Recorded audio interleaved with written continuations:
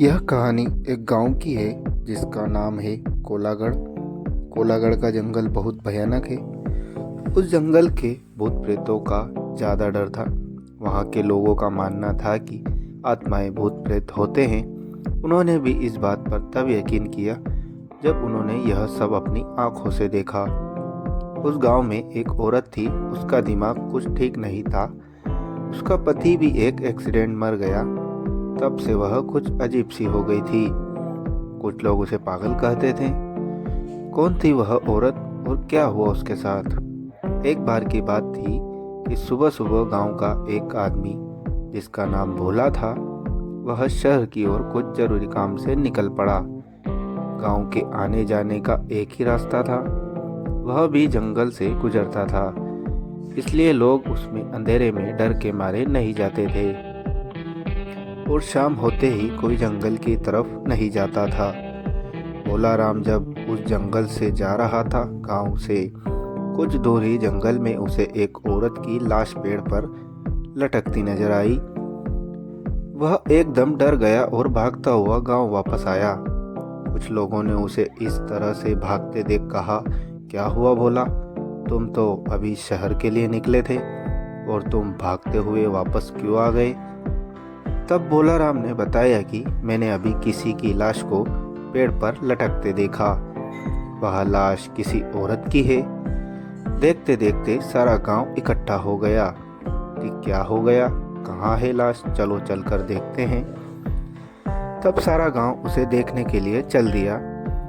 देखते हैं क्या है कि एक औरत की लाश पेड़ पर लटक रही है। देखते ही गांव वालों ने कहा कि यह तो पागल लग रही है। कुछ लोगों ने कहा, इसे नीचे उतारो और इसका दाह संस्कार कर दो। कुछ लोगों ने कहा, छोड़ो, इसका है ही कौन जो इसे आग देगा। वैसे भी इससे सारा गांव परेशान हो गया था, चलो इससे तो पीछा छूटा। कुछ बूढ़े लोगों ने कहा कि ऐसा नहीं कहते, शरीर का दाह संस्कार करना जरूरी होता है, नहीं तो इसकी आत्मा भटकती रहती है। तो कुछ लोगों ने कहा कि तो जाकर उतार ले उसे और कर दे दाह संस्कार। बड़े आए सुझाव देने वाले। वैसे भी इस जंगल में आत्माओं की कमी नहीं है और एक और आत्मा सही, चलो धीरे धीरे सारे लोग चलते बने। दोस्तों, 8-10 दिन तक वह लाश ऐसे ही पेड़ पर लटकती रही। किसी ने उसे उतारा तक नहीं। एक दिन अचानक उस लाश की रस्सी टूटकर पेड़ों पर अटक गई और पत्तों में छिप गई। समय बीतता गया। एक दिन गांव का हरिया नाम का व्यक्ति उस रास्ते से जा रहा था। उसे वही पागल सामने दिखाई दी। वह एकदम डर गया। उसका सारा शरीर कांपने लगा और उसके पलक झपकते ही वह गायब हो गई। हरिये ने सोचा कि मैं तो मन में ऐसे ही सोच रहा था, और वह आगे चल दिया। तभी एकदम उसकी ओर एक सांड दौड़ते हुए आया और उसे जोर से टक्कर मार के चला गया। हरिया उल्टा गिरा। उसके बहुत जोर से चोट आई। उसने जैसे ही पीछे मुड़ के देखा तो कोई नहीं। उसने जैसे ही फिर आगे को देखा तो उसके आगे एक औरत खड़ी हो गई। वह एकदम डर गया और कांपने लगा। उसकी शक्ल तो ऐसी थी कि तरह गाल की हड्डियां और एक तरह जला हुआ सा चेहरा, आंखें अंदर धसी हुई, नाखून बड़े बड़े। वह उसे देखकर ऐसा डरा कि वह बेहोश होकर गिर पड़ा। उसकी आंखें खुली तो वह एकदम डर गया। उसने अपने आप को घने जंगलों के बीचों बीच पाया। उसके पेट में तो पानी हो गया। चारों तरफ से आवाजें आ रही थी, कहीं पत्तों में खर खर की आवाजें तो कहीं शेर के धड़कने आवाजें। वह इतना डरा हुआ था कि उसे तो भागना ही नहीं आ रहा था। वह वहां से धीरे धीरे डरता हुआ जंगल में भटकता हुआ बाहर आया। उसे जंगल से निकलते निकलते अंधेरा हो गया था। वो अब और डर रहा था कि पहले तो एक भूत था, पर अब ना जाने कितनों से पाला पड़ेगा। पता नहीं आज मैं यहाँ से जिंदा निकलूंगा कि नहीं। उसके मन में अजीब अजीब से ख्याल आ रहे थे। वह भागता ही चला जा रहा था। भागते भागते वो जाने कैसे उस जंगल से बाहर निकल के आया। उसे इस हालत में देख कुछ लोगों ने उससे पूछा कि इतनी रात को कहाँ से आ रहे हो, तुम्हें डर नहीं लगता क्या? उसने कुछ भी जवाब नहीं दिया। उसे विश्वास नहीं हो रहा था कि मैं गांव में जिंदा आ गया हूँ। उसकी हालत देखकर कह रहे थे कि इस हरिया को क्या हो गया है। वह घर पहुंचा और जाकर की ओढ़कर सो गया। उसकी औरत ने उसे खाना खाने के लिए कहा, पर उसने कुछ जवाब नहीं दिया। उसने रात को एक सपना देखा और उस सपने में उसी परेशान आत्मा को देखा। वह उससे रो रो कर कह रही थी कि मुझे बचा लो, मुझे इस नरक से बचा लो, यह लोग मुझे मार डालेंगे। ऐसा सपना देखकर वह उठ खड़ा हुआ। उसके पसीना निकल आया था और वह यह सोच रहा था कि यह सब मेरे साथ क्यों हो रहा है। सुबह हो गई लेकिन हरिया नहीं जगा। तब उसकी पत्नी ने उसे जगाने के हाथ लगाया तो उसे उसके चेहरे में उसी का चेहरा दिखा। वह चिल्ला पड़ा। तब उसी की ने कहा, क्या हुआ? तुम शाम से कुछ अजीब से डरे हुए लग रहे हो, न शाम को खाना खाया, तुम्हें आखिर हुआ क्या है? मुझे बताओ। तब उसने सारी बात बताई। तब वह जाकर समझी कि आप तभी परेशान हो। धीरे धीरे यह बात सारी गांव में फैल गई कि वह पागल औरत भूत बन गई है। तभी कुछ लोगों ने बताया कि रात को यही आवाज़ कुछ लोगों ने सुनी जो जंगल से आ रही थी कि मुझे बचाओ, मुझे इस नरक से निकालो। अब तो सारे लोग परेशान थे कि शहर का जाने का रास्ता भी बंद हो गया। अब हम लोग क्या करें? तब कुछ लोगों ने कहा कि हम लोगों को किसी महान आदमी की सलाह लेनी होगी कि यह सब माजरा क्या है।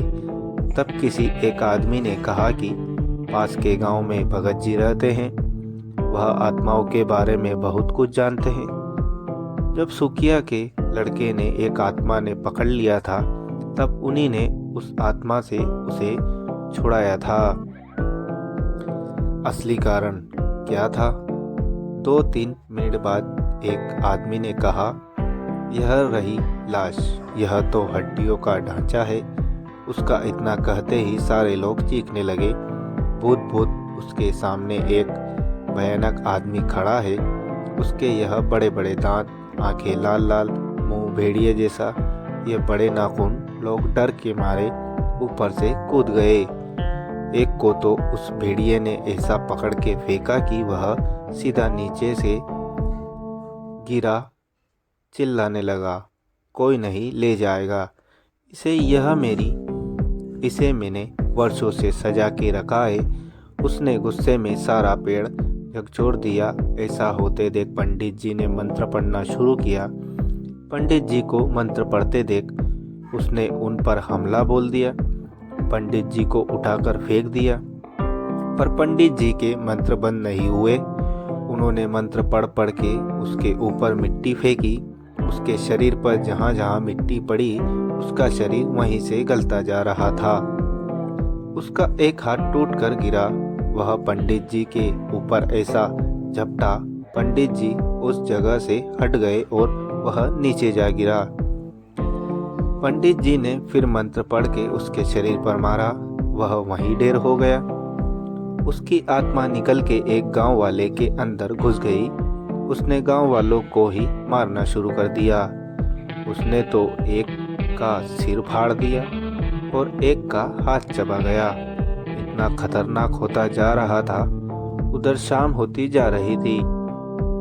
तब पंडित जी ने उसकी ओर रस्सी फेंकी और दूसरी ओर एक आदमी ने पकड़ के उसे एक पेड़ से बांध दिया और उसको 2-4 मंत्र पढ़ के मारे और लोगों से कहा, शाम होने वाली है, इससे पहले यहाँ और आत्माएं आए, पहले उस शव को नीचे उतारो और इसका अंतिम संस्कार कर दो।